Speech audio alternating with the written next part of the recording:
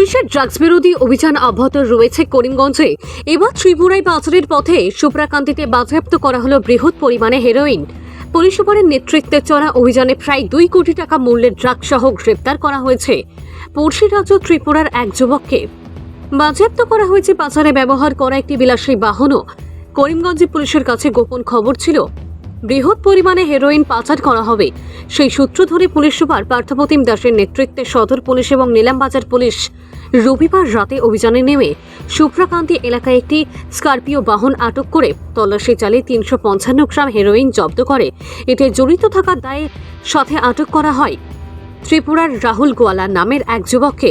Police ধৃতের বিরুদ্ধে NDPS ধারায় মামলা হাতে নিয়ে তদন্ত শুরু করেছে। ভারত চন্দ্রের রিপোর্ট, আসাম প্রাইম নেটওয়ার্ক।